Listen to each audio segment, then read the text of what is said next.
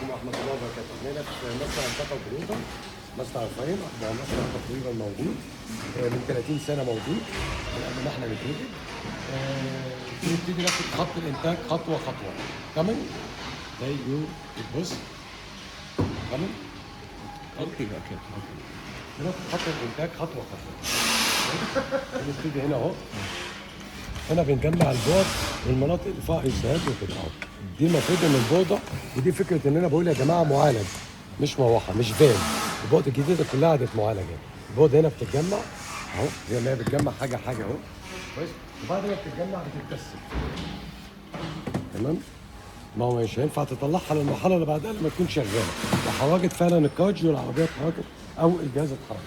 نيجي المرحله اللي بعدها نتقفل الموتور في الكاوتش مع اختلافها، سواء بقى النوع ده او سواء بتاع الرفاين او سواء بتاع التنس او ما شابه ذلك، حسب كل مصنع له تخصصه، او اذا كان بيعمل اكتر من انتاج او اثنين او ثلاثه او اكتر. تمام؟ هذه المرحله اللي بعدها يا جماعه لما ناخد خطوه خطوه بنقفل كميات قطع الغيار متوفره بشكل عادي جدا، وكلها عندنا 100% والله عندنا من قطع الغيار، وعملنا كمان خصومات. كويس؟ اهو المرحله اللي بعدها اهو الكاوتش كله بيتقفل اهو وصل للمرحله دي. ده الكاوتش من جوه يا جماعه اهو. دي فكرته لما يجي حد يقول ده فيها ده الملف بتاعه مش مظبوط او ما شابه ذلك اهو. هي هنا بتقفله اهو قطعه اهو عشان حضراتكم برضك تبقوا شايفين اهو. بس الملف بتاعه اهو بيتقفل وبعد كده بيركب في العربيه البلاستيك. 但是有时候没那么好，估计。 دي المرحله اللي بعدها اهي بتاعت تقفيل الشاشه اهي. الشاشه يا جماعه الامر كله بسيط يا جماعه. ممكن لو انت حضرتك عندك شاشه فيها مشكله اهو حضرتك فك الكابل ركب الشاشه، خلص الموضوع اهو. تمام؟ المرحله اللي بعدها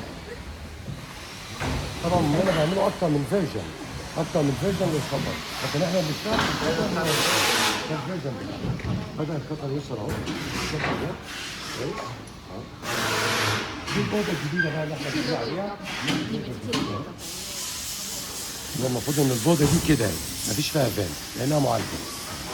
دي المفروض جديده صح؟ نيو فيرجن.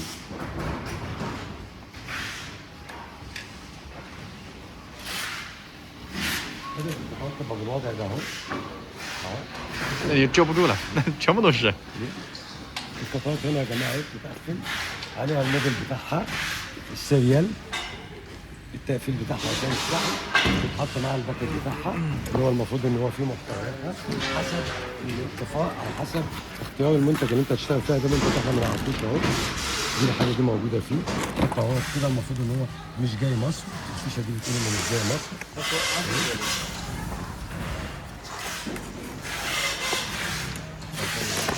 تمام؟ بيبدا بقى يتقفل بالمنظر ده يا جماعه. خلينا نشوف الجزء اللي هناك. طبعا هو مصنع واسع وكان دور، فاحنا طبعا بنحاول نلم على قد ما نقدر.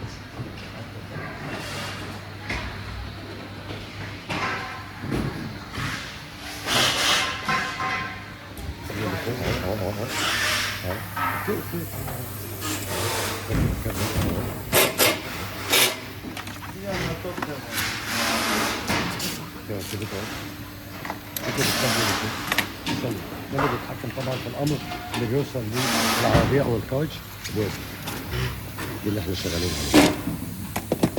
تمام؟ ملف المونيا من جوه اهي. دي كلها من جوه بقى. اتفضل. المرحله اللي بعدها هي بتركب دلوقتي الكاوتش وبتقفله عشان ما يتحركش، وبتحط دي اللي كانوا رجاله بيقول لك دي محطوطه ليه؟ بتتحط عشان خاطر حضرتك ما تمسكش العربيه.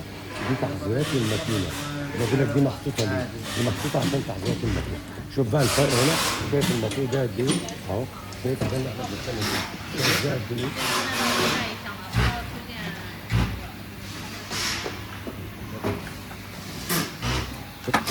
الفرق مش ده وحش وده حلو. انا بقول لحضرتك ان كل حاجه ولها شغلها. ما اقصدش ان انا اقول لك ده وحش وده حلو. نيجي بقى على الجنب التاني هنا. هي هنا بتقفل الكابلات اهي. اهو ده اللي هي القطعه اللي احنا بنقول عليها متر او قطعه من المتر، عشان خاطر ما تقطمش او ما تتقطعش.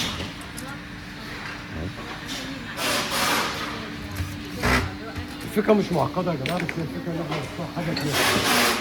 كده الكابلات اللي بتاعت الشاشه بتاعت الفيديو.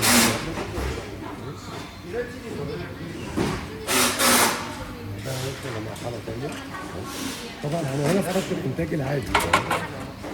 اهو ده كمان. هنا في خط الانتاج العادي. لكن من خط الانتاج اللي بيبقى طالع بطلبات معينه هو في الجنب اللي في الجاهز. لو بس انت بتدخل فيه جنب معين بتدخل فيه هو انت خاص بيك في شركتك او التصنيع فيه. تمام؟ القطعات كلها بتتجاوب بالطريقه دي. كل القطعات بتتجاوب بالطريقه دي. اللي بيجي يقول لك القطعه مش متسك، ليه مش هيتسك مصر؟ اهو. البعد وكلها بعد حديثه من غير بنات اهي. كل البعد حديثه من غير بنات اهي. ده ايه مشكله باص الله اهو. اهو. شغال اهو. اهو. كل بيتسك اهو. والبعد تاني حديثه من غير بنات. والموتور قد ايه؟ انت عارف الفرق ما بين السبا والهاي السبا. اهو.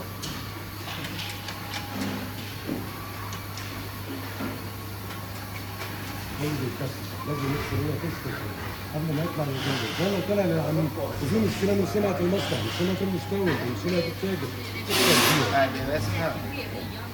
زي ما انت مثلا لو بتصور ده هتقول عليهم فيرجن واحد، تعالى اقول لك ده فيرجن وده فيرجن. بص شايف ده؟ شايف ده؟ اهو ده فيرجن وده فيرجن. عرفت اهو. الفروقات بسيطه ما بين الفيرجنات بس. هو هنا البودر هنا حامل البودر ده عشان تتحمل. كل واحد بيختار الفيرجن المناسب ليه وللمجتمع بتاعه. دي المفروض انها كاميرا. تمام. دي مرحله ثانيه في التصوير. هي بتسمى القطع السمارت، القطع الصغيره اللي هو السمارت اللي هو تمام. ده القطع السمارت اللي هو سمارت زوم اللي احنا بنقوله. اهو قطع الستيكرز عشان التيست اهو. بص بيجاوبوا على سيت اهو. ما تنسوش لما نقول المصنع بيتست اهو. قطع بيتست على شيت اهو. لان لو طلع قطع فيه مشكله هتبقى مشكله كبيره.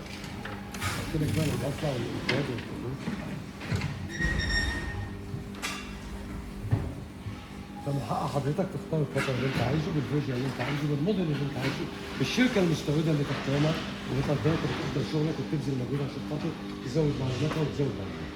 دي كده دور واحد من المصنع اللي المفروض انه كام دور اهو زي ما انتم شايفين كام دور. انا طبعا ما نقدرش نلف ده كله، احنا اخرنا المبنى ده والمبنى اللي قصده، المبنى الثاني عشان تصنيع المنتجات بتاعتنا والفيرجن الجديد بتاع السنه الجديده ان شاء الله. نشكر الجميع يا رب، نشكركم كويس. ومعانا طبعا هنا البيك بوس ومعانا هنا عمي الحمد لله حاضرين والامور تمام، وبنتابع باذن الله في تعديل او تحديث الجديد في السنه الجديده ان شاء الله. نتمنى لكم